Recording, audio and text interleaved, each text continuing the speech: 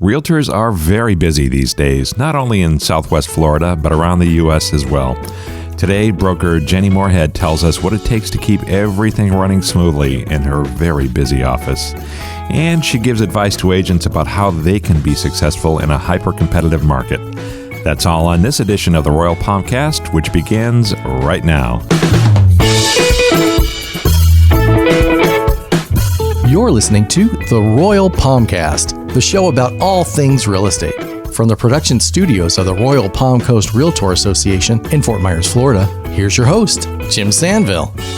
Welcome to the Royal Palmcast. I'm Jim Sanville, your host. We're coming to you today from the studios of the Royal Palm Coast Realtor Association in lovely Fort Myers, Florida, where it's sunny all the time. Jerry Johnson's here with me. Hey, Jerry. Hey, Jimmy. How you doing? I'm doing pretty well. Thank you for asking. Yeah. Beautiful sunny day, isn't it? It's sunny. It's sunny in beautiful Southwest Florida. It's so nice here. This is like my favorite time of year, I think. It's just perfect. Oh, yeah. Just perfect. Spring's coming in. Yeah. So we are here to talk about real estate, every single aspect of it. Things you want to know if you are a realtor, if you're a home buyer, if you're a home seller. These are things you ought to be clued in on, and we are happy to talk about them because we are the Royal Palm Coast Realtor Association, and we support our realtors, our brokers, who are always engaging with us in ever more wonderful ways, including today. Today we have one of our broker members. Her name is Jenny Moorhead. Welcome, Jenny. Hi, thanks for having me, Jim. Our pleasure. Jenny's a return guest. She was here recently for a show explaining kind of what brokers are, what's the difference between a broker and an agent, which yours truly did not understand. And am I the only one who thought they were the same thing? No, there's a lot of people that think they're the same thing. A lot of people like me, huh? All right. I'm just a regular guy. I don't know. And Jenny shined the light. I don't know nothing. All right, so let's find out something, though. We can do that. We're going to talk today about agents with Jenny. We learned a little bit about Jenny in our last show.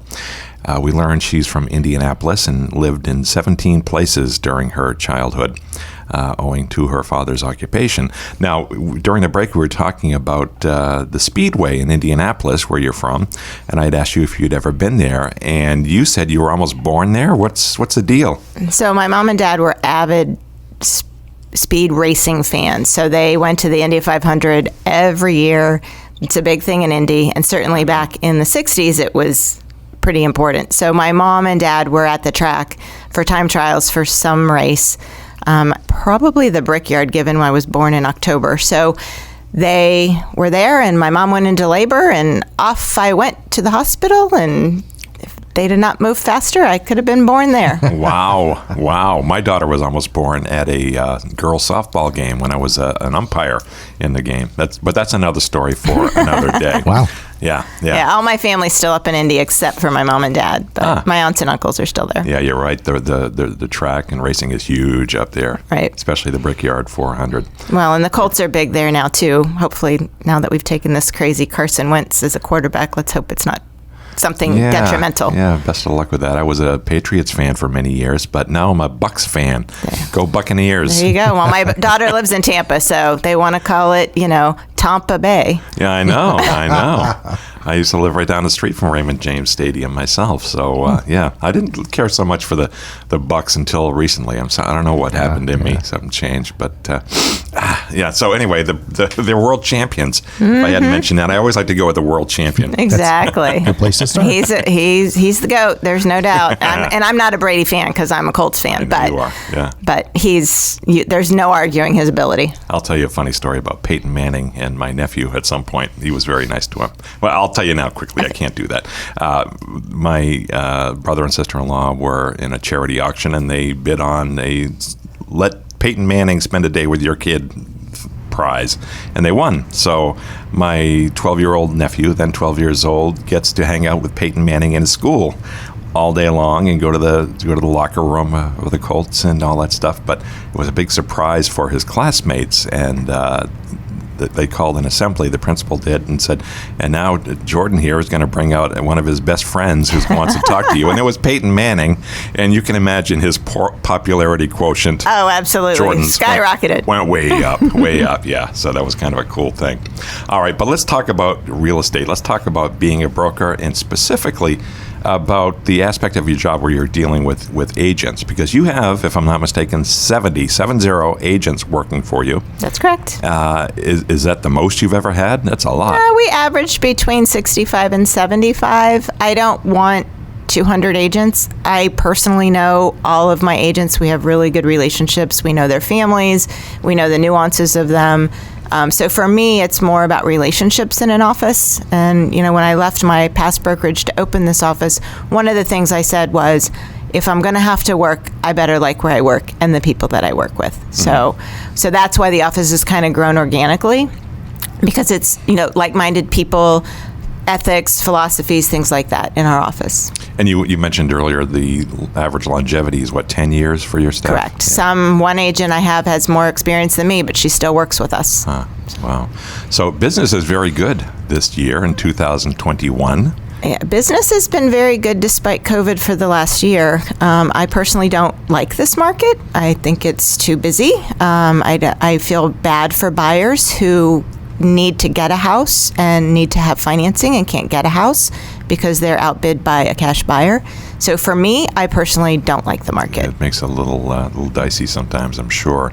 Yeah, with the volatility that we've seen in terms of one year to the next, it's you got to manage it very, very differently, I'm sure, right? Well, and it's different than in 2005. So in 2005, there was all these no-doc loans. People were buying investment properties. You're finding, I would tell you, more than 50% of the buyers through our office were cash this year. So it's a different type of buying frenzy than it was in 2005. Do you think it's sustainable at the current rate of growth? No. There's going to be some correction at some point? I think there's going to have to be some type of correction. One, we just don't have the inventory is the problem. And the one good thing the builders have done, although people have gotten a little irritated, is they've stopped taking contracts. And they're 18 to 22 months out for build, so they're not taking contracts for the future past that. They aren't going to know what building costs are. They aren't going to know any of those things. So they're at least controlling that more so than they did in 2005. Yeah, it's going to be a volatile business to be in because you're at the mercy of the external factors that you can't control. The economy takes a dip, and suddenly you're laying off people in your construction company, right? Right. Yeah, that's tough. With the prices of materials, lumber's gone crazy. Yeah, lumber's crazy. So my other half owns a general contracting business, so I see that side of it as well. Yeah. There's going to be some relief there, right, with tariffs being reduced from Canadian lumber? We hope to see some of that. Yeah. So, and one of our clients is an economist who writes for the New York Times, and he's indicated that they don't see or expect a lot of inflation in the next year, but rates have gone up slightly, about 3/8 to 1/4 of a point. So. Yeah, I think the Fed chair is committed to keeping them low for the foreseeable future, which is good news for the market. It's going to be busy, busy, busy. Now let's talk about agents, how they happen to come to your brokerage. How do you recruit? I don't recruit. So the agents in my office actually recruit. So some offices work through mailings, postcards, phone calls, recruiting that way. I don't do that. All the agents that have come to our office have grown organically from an agent has a good experience with another agent, makes a recommendation, talks to them at a home inspection or something and says, hey, are you happy where you're at? We love where we're at. And that's how our office has really grown. So then I'll meet with them. I have a director of recruiting and marketing that also works with me. I've known her for over 20 years. She was in the banking industry before, so has lots of relationships with local brokers in the area. So she's worked with us now for about 10 years. And then my front office manager literally has been with me for about 25 years. I think I failed to mention it before, but you are the broker owner of Cornerstone Coastal Properties of Fort Myers, correct? Correct. You are indeed. All right. I am indeed. Still. Now, given all the activity the market is seeing and how busy your folks are, what kind of volume are you seeing from your top producers each year? Well, some will do in excess of 40, 50 million. Some agents will do 10 million. This is residential. This is residential. So it just really depends on what their focus is. I mean, some agents don't want to live, breathe, and sleep real estate every day, but they have a client base, they have a referral base, so X amount is good for them. Every office has a different nuance of what their expectation of their agents is. I tell my agents, I don't care if you sell $1 million worth of real estate or 40. It's irrelevant to me on their production. It's about their ethics, how they treat their people, how they are with people in the office. It's very important to me in our office. We share data, we exchange ideas, we help other agents in our office. There's not locks on doors we just don't work that way. It's not an environment that I want to cultivate. So for us, if you're working in our office, that's priority to me over production. Are you seeing a lot of younger folks, a new generation of agents coming up? Or what tends to be the age of entry for an agent? Well, we've got a couple that are in their low 20s that are mentoring with other agents in the office that they've brought in because they know them through some other facet of their life and they need help, so they're willing to bring them in to help them, but they have some sales background, some personality background. It's like I tell everyone, I can teach you a contract. I can teach you the law. I cannot teach you to sell. You either have the personality and the comfort to do that. That is something that really is a natural ability. Now, do the clients tend to want to work with someone they can identify with more closely, their own age group, for example? Not necessarily. So some younger people actually want a more experienced agent because they feel like they're getting more information, while we have some younger people that want to be in their same generation because they can talk the same language. It's, like, what do I talk to my kids about? We're not talking about music because they listen to a completely different type of music. I love my girls, but I don't listen to the music they listen to. So, we talk about fun things or politics or finances or, work or our life and the family. And, what are we going to do when you're down? Because one lives in Tampa and one lives in Chicago. So the clients don't feel like they need to stay in their own cohort each time. Some do, but the majority of them, it's more about commonality. So maybe they're both from Indiana, or they have friends at the gym, or they've built a relationship based on common interest as opposed to necessarily their generation.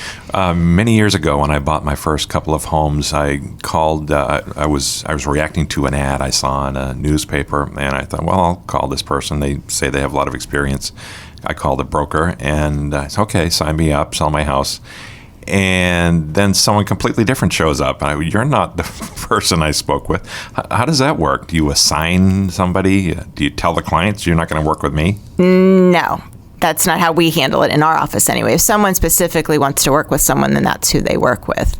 Now, I've had owners that have asked me to get involved because it's gotten complicated and the buyer's not being responsive, and they always want to blame their realtor.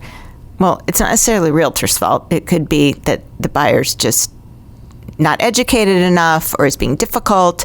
The seller's being difficult. Those things happen, and you just have to work through those nuances.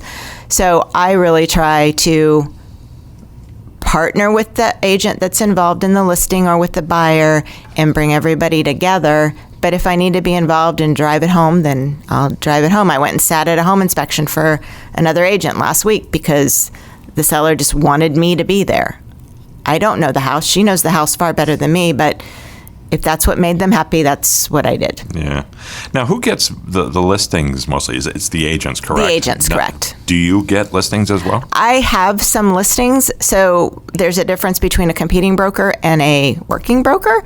So because of being in the business for the last 35 years, I have friends and family that I've known for 20 years that still call me. Like, I have a realtor I worked with back when I did rentals 25 years ago who just emailed me this morning and said, we're back and we're going to look for something. Let us see what we can find. And I'll work with them because I've had the relationship for 25 years. But anything that we have that comes into the office, we assign out to the agents in our office. Gotcha. You mentioned competing brokers versus working brokers. Right. Could you explain? So some brokers are hired by the company in which they work for just to be a broker. So they don't actively list or sell real estate. They are simply there as a broker working in the everyday with all the agents. So they don't list or sell real estate. I work in real estate. You could cue any of my agents, and not one of them feels like I compete against them because they know, my longevity and how long I've been around. But I also feel like it gives me a little bit of advantage with the agents because I'm in the trenches part-time with them. So I know everything they're dealing with. Like, I hear everything that's going on. And sometimes when you're in an office, although you might talk to the agents about what's happening, you're not experiencing it. So it's a little bit easier to go, oh, wow, this is really going on out there. So when you have a new agent join you, you mentioned you have some folks in their early 20s. Mm-hmm. What does mentoring look like? Is that's pretty standard in the business, correct? Correct. Yeah. So sometimes they just want to come in and start selling real estate because they have people they know that want to list and sell, or their family does. So we just help them get started. We approach training very different than some offices, my previous office. We do more one-on-one training. Some offices will do 2 weeks of straight training. I don't think you necessarily remember. It's like, cramming for a test. You remember it for the test, but a month later you forgot what you were, doing. So I will send, myself or Vicky or Debbie will sit down with the agents one-on-one and talk to them more about what is going on in the office and what you need to learn here, what you need to do here.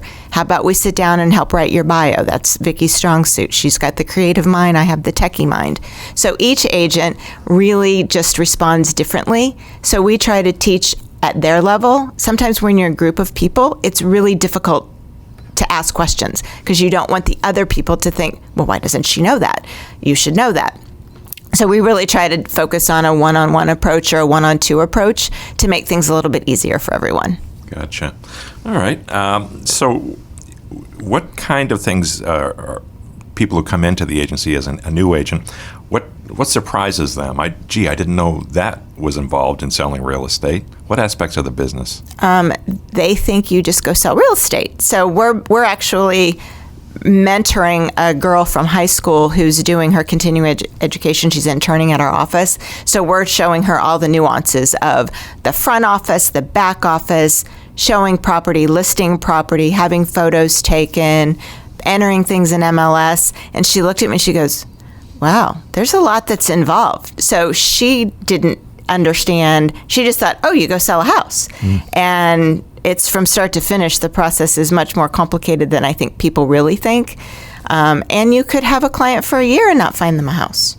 How do you untrain someone who perhaps worked at a different agency where they did things a little different in a way that may not comport with what you're doing? Well, that's a little more difficult. Most of them, if they've left their other office, there's a reason. So they're pretty open-minded to working the systems the way we work the systems. We're about a 95% paperless office, so everything we do is online or remote anyway. So when COVID hit, it was easy for us because a lot of our offices, a lot of offices, weren't open. We stayed open. All of our offices have individual doors, so the agents that felt comfortable coming in came in.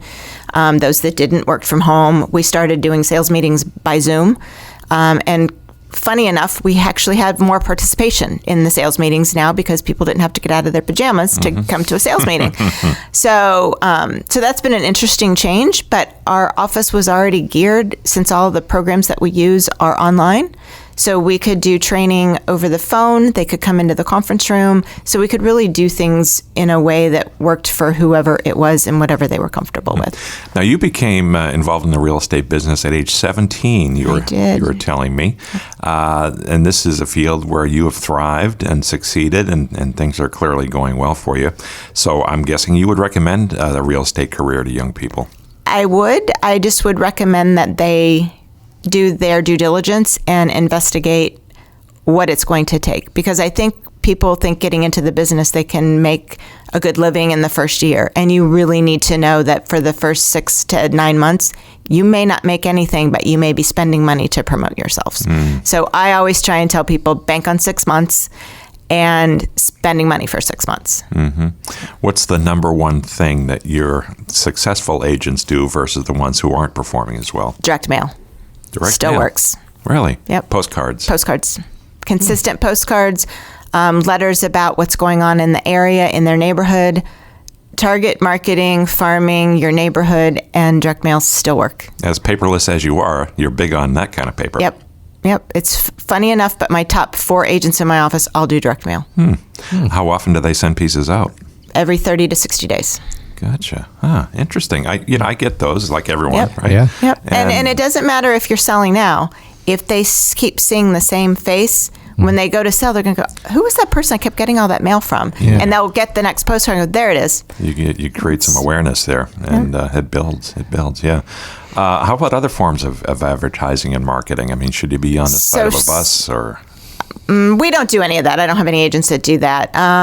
More direct social media, a lot of live streaming. People are doing, live walkthroughs, posting on Instagram. For the younger generation, it's a little harder for the agents who have been, older and in the business for 20 years to wrap their head around that. I've forced myself to help educate the agents and, help them create their business Facebook pages and do all of those things. Again, I'm a techie geek, so that interests me. Some agents don't want to do it. This is how I've done my business for 20 years. It's worked. They have a repeat client base. For them, it's not as critical. Newer agents, I think it's really important because a lot of younger folks are watching social media. Yeah, all of us here at the table, Jerry and you, Jenny, we're digital immigrants. We were born into one world and came into this. We straddled the pre-internet, pre-digital world, and know both. But we're kind of the last generation that's going to experience. When my one daughter saw that my dad had an old phone with like a dial-up, just that he still had, just because that's what he used to do. He was a network engineer. They're like, wow, you guys used that? Just the thought of not being able, the instant gratification era, that you had to wait for mail to come and things like that. They just can't, they can't really wrap their head around. Yeah, our smartphones have a very compelling value proposition for young and old alike. We're all in them all the time. What is the number one piece of advice you have for people starting out, no matter what age you are, if you want to start a second career? What should they know before they decide to become a real estate agent? I really just think they need to understand what they're getting into. More important than anything, do due diligence. Ask questions. Don't be afraid to visit several brokerages. They're all geared differently. Gotcha. All right. Hey, Jenny, I want to thank you for those insights. And I got a couple more questions for you, but we're going to need to hold them until after our break, if you don't mind. So we will be right back right after this.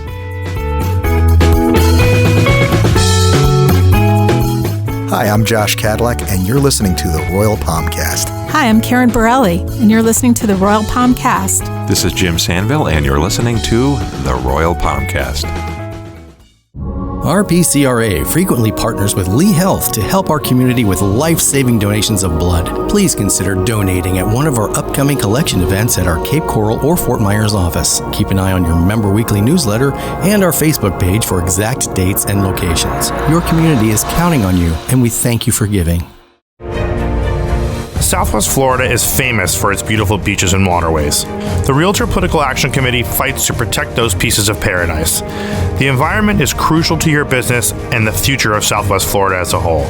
Investing as little as $20 in RPAC helps protect our home and promotes clean waterways and clean beaches.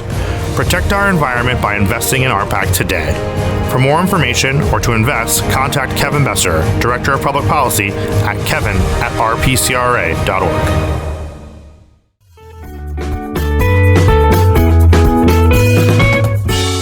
We are back on the Royal Palmcast. I'm Jim Sanville along with Jerry Johnson and Jenny Moorhead, our broker guest. Hi, Jenny. Hi there, Jim. How are you? Did you have a good break? I had a quick break, but it's good. Yeah. All right. So getting back to the business of brokering, which is what we're talking about here today, can you talk a little bit about the work of your agents? What's a seller's agent do versus a buyer's agent, dual agent? Well, we don't have dual agents anymore, so what is that? So dual agency used to be you could work for the seller and the buyer. So now we are transaction brokers. So although we do work for the seller and the buyer to bring the transaction together, there's certain information you can't tell the seller and certain information you can't tell the buyer. The easiest example is you can't tell the seller how high the buyer will go, and you can't tell the buyer how low the seller will go. It's the easiest example. If they're getting divorced, you can't disclose that, even if you know it. So there's certain things that you have to, in your fiduciary and your list of duties, you can do.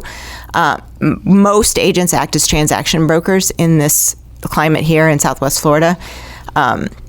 I do still have some agents who prefer to work as a single agent, and that's okay. It just means they can't, they sign a document that says they'll transition to transaction broker, because basically if they show a Cornerstone listing, even though it's not their listing, they could have knowledge of something about the transaction that they overheard at the office.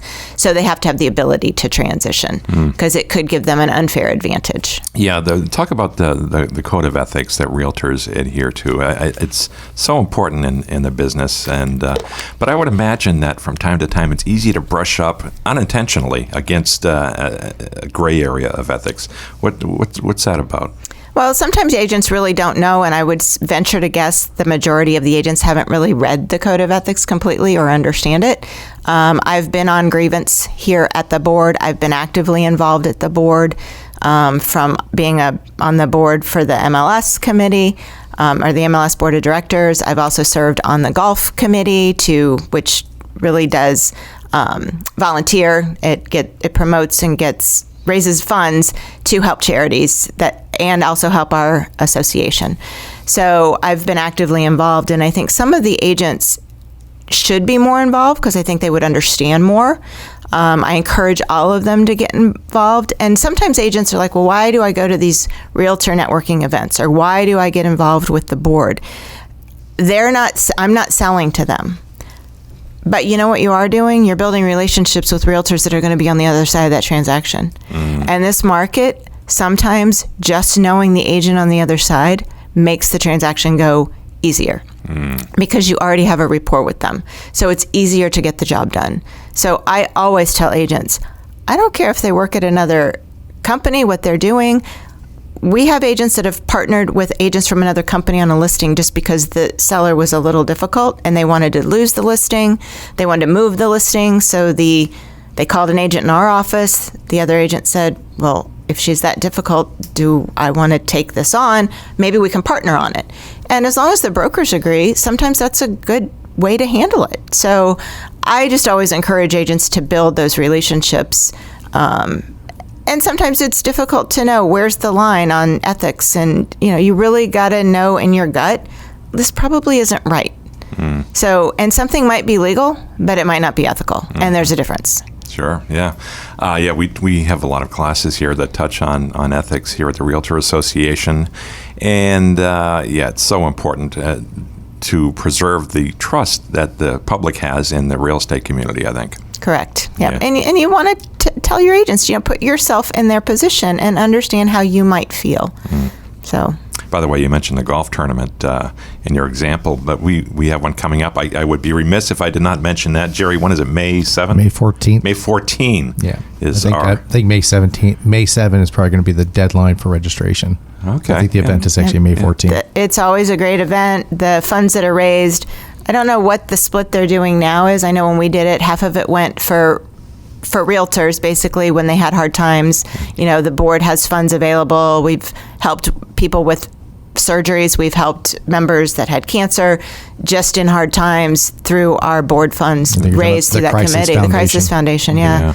And then the other charity that's involved is usually picked. There's a committee that, interviews them and chooses the charities. Yeah, I love what you were saying about how it's not just for the benefit of the association when brokers get engaged, but they get something out of it too. Correct. It builds relationships is gotta be key. Well, and even more so, even now in this climate. I mean, you've got multiple offers.